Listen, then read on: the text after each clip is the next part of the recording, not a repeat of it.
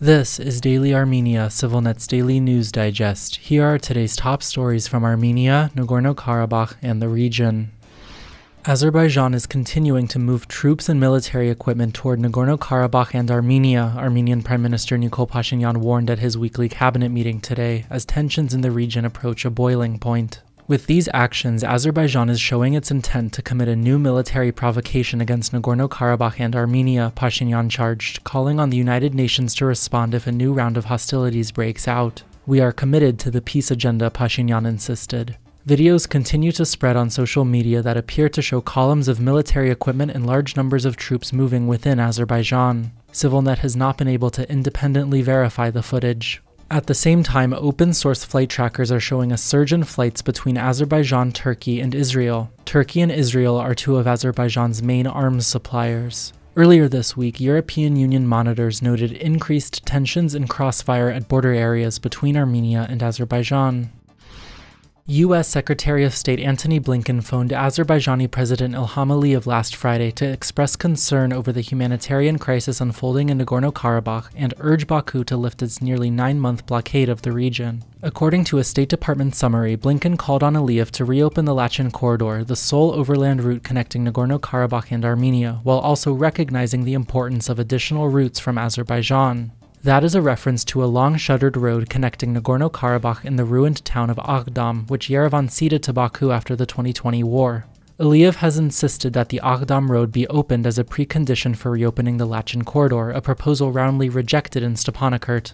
In its own readout of the call, Aliyev's office said the two officials exchanged views on issues related to the opening of the Aghdam and Lachin roads and falsely called the humanitarian crisis unfolding in Nagorno-Karabakh a deliberate lie. Though Blinken and Aliyev spoke last Friday, neither Washington nor Baku reported the call until yesterday. It was not immediately clear why the talks were not reported earlier. The United States, together with the European Union, supports one track of Armenia-Azerbaijan negotiations, while Russia oversees a separate track. Neither has made any discernible progress toward a peace deal.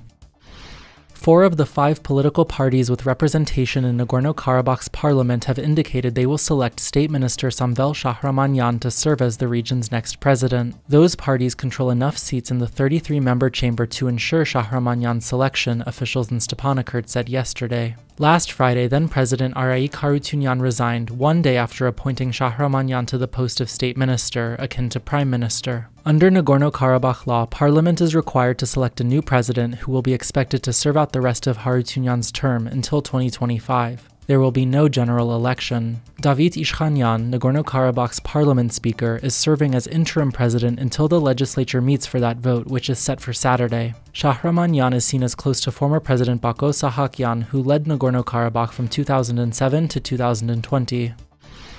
In other news from Nagorno-Karabakh, today the International Committee of the Red Cross evacuated 10 people in need of urgent medical care from Nagorno-Karabakh to Armenia via the Lachin corridor. That's according to Nagorno-Karabakh's health ministry. The Red Cross did not immediately comment. For most of the blockade, Azerbaijan has allowed only a limited number of vehicles belonging to the Red Cross and Russian peacekeepers to use the sole overland route connecting Nagorno-Karabakh and Armenia.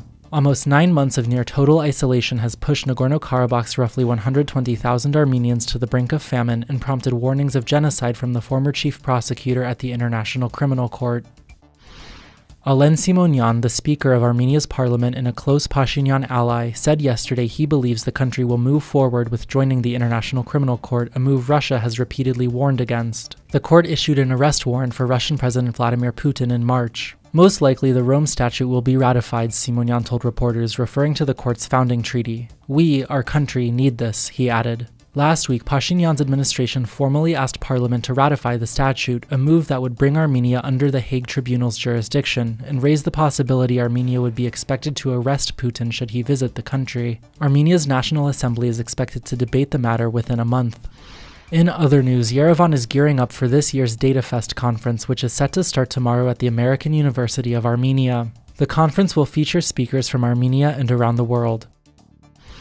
Finally, the CivilNet number of the day is 22. That's the number of farmers markets in Yerevan according to the city's official development plan. And as always, please follow CivilNet for the latest news and independent reporting from our contributors on the ground in Armenia, Nagorno-Karabakh, and the region.